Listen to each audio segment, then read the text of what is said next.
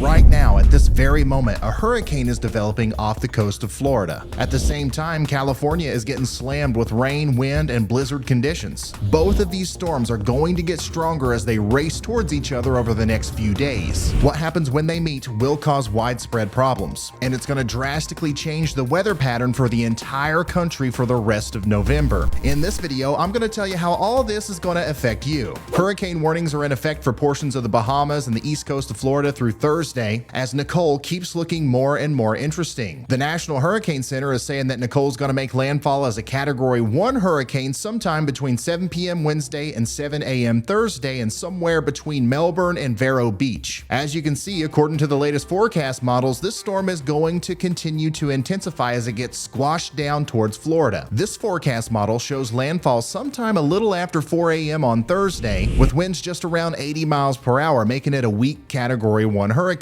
However, there's this other forecast model called the NAM, and it says bam. This thing is showing landfall around midnight Thursday as nearly a Category 3 major hurricane. This would bring winds over 110 miles per hour, deadly storm surge, and a widespread extreme impact area for much of eastern Florida. It's very important to note, however, that the NAM is usually full of crap. But the two outcomes that I just showed you are probably a pretty good representation of the best and worst case scenarios. What actually ends up happening is probably going to fall somewhere in between the extremes. No matter where exactly the center of the storm comes ashore, on the northern side especially, there's going to be widespread impacts across the eastern U.S. Here's the breakdown. As you can see, there's a pretty big yellow area here, and that's going to indicate where we could see a little bit of impacts from Nicole. Keep in mind that this means everyone highlighted could see a little bit of flooding, a little bit of high winds, and a little bit of power outages. It's going to be mostly isolated, but certainly impactful for those who see it. Now, there's also this thin section in eastern Florida that I'm calling wild. This is where things are going to get wild with coastal flooding, dangerous seas, and hurricane force damaging winds. Now, even though this is probably only going to be a Category 1 or only a 2, make sure you pay attention to your local officials and if they're giving out any evacuation orders. Storms like this do tend to try to surprise us right at the last minute, and it can ramp up and get pretty strong. Now, as long as this makes landfall as a Category 1 or higher, I'm going to be live for the duration of the event right here on YouTube. We've got all of our storm chasers on the way to help us cover it, including storm chaser Chris Hall, who has actually been in Texas and Oklahoma since the tornado outbreak, helping people out on behalf of the Y'all Squad. Thanks to y'all's support, we've been able to give generators to people, groceries, supplies, and even just inject positivity into people's lives that just had everything ruined from storms. Here's a great example of that Chris just sent me. On behalf of the Y'all Squad,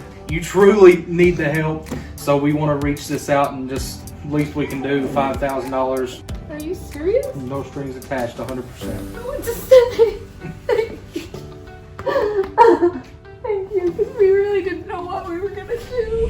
It really fills me with so much joy knowing that we're going to be able to do this for who knows how many people in the future as the channel grows. Now, after the hurricane is done with Florida, the remnants are going to creep all the way up the East Coast. Isolated severe weather, flooding rains, and life-threatening sea conditions will be the story for millions in the East later this week and into the weekend. And of course, it does not stop there. The energy from this hurricane will continue to grow and expand as it heads north. At the same time, that big storm in the west will be barreling right towards it. You see, in some sense, the storm coming in through the western U.S. is actually a lot stronger than the hurricane that's getting ready to hit Florida. A massive dip in the jet stream carrying cold air is promoting the development of a potent low pressure system. That low will sweep across the states, exerting a ton of energy in many different ways. One of the energy output methods for this storm is going to be severe weather. The Storm Prediction Center has put out a slight risk for portions of Kansas, Missouri, Iowa, and Minnesota on Thursday, and this is all because that potent low pressure system is going to carry some of the cold air behind it, throwing that cold air towards the warm air that's building up out in front, and the collision between those air masses is going to cause a big squall line of severe thunderstorms. The main threats here are going to be damaging winds, some hail, and an isolated tornado or two, but as of right now, the tornado threat doesn't look crazy. But before any of the severe weather happens, the same system is going to wreak havoc across California and through the Rockies as that major trough digs down and throws a crazy amount of Pacific moisture into the mix. Right now, snow is blanketing the Mountain West. really heavy mountain snow is going to continue to especially batter the Sierra Mountains, bringing a whopping 4 feet of snow to some areas. Whiteout conditions and winds gusting as high as 65 miles per hour will make traveling treacherous, if not completely impossible, across the ranges. But you see, this time, all that snow that's fallen up in the Rockies, the Cascades, and the Sierras is not going to be limited only to the higher elevations, especially once this storm gets into the northern plains. While all the severe weather is going on to the south, the first blizzard of the season will be occurring in portions of North Dakota, South Dakota, and extreme northwestern Minnesota. Very heavy snow and blizzard conditions will lead to many seeing over a foot of the fluffy stuff, and probably at least a couple measuring more than 2 feet somewhere in North Dakota. Once again, really hope everybody has their new Yolometer 2.0 ready for that one. You can get one on shopryanhall.com. And hopefully you guys are also prepared for any severe weather that may occur over the next couple of days. The best way you can be prepared for that is by having a good radar app. Do you have a good radar app on your phone? Be honest with me. Be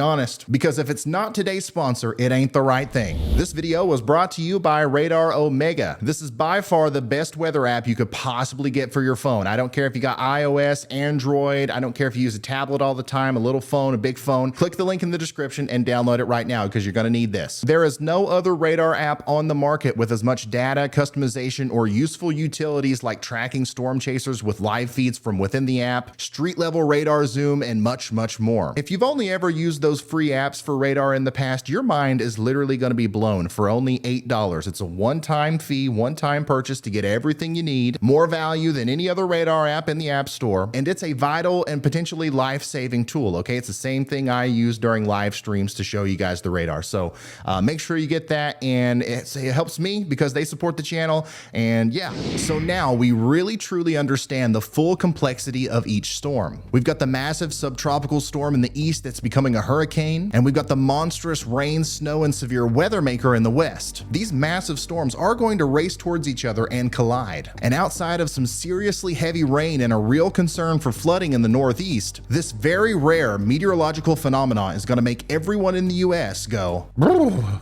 That's right, like some sort of atmospheric dance, these storms are going to work together and twirl some downright long-lasting cold air over the vast majority of the country. I've been teasing it for a month. Everybody said I was crazy, but the moment has officially arrived. Even the meteorologists over at the Climate Prediction Center are on board with their latest 6 to 10 day outlook showing one of the most below normal maps I have ever seen from them. So why is this happening? How does two storms coming together and meeting in the middle of the country ultimately make you go, "Whew"? Well, the answer is simple. It's magic, or meteorology, the same thing. You see, there's an equation that meteorologists know that basically says that the more warm air that you bring under a ridge, the more amplified or stronger that ridge becomes. This is one of the many very complex and intricate equations used to predict the weather. Now, forget all about that and think about a roller coaster.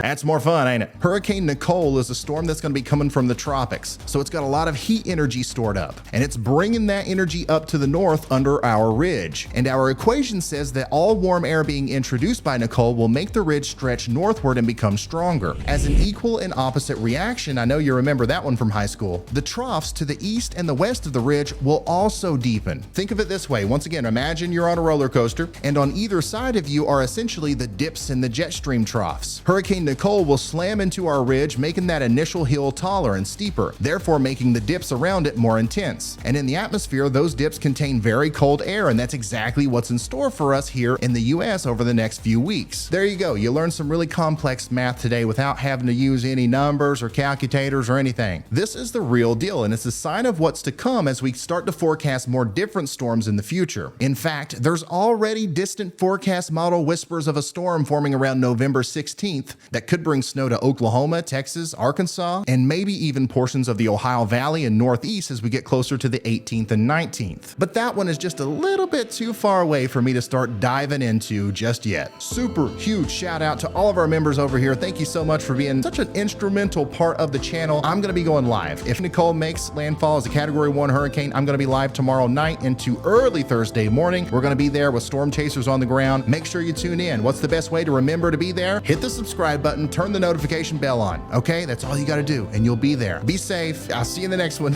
Goodbye. Ooh.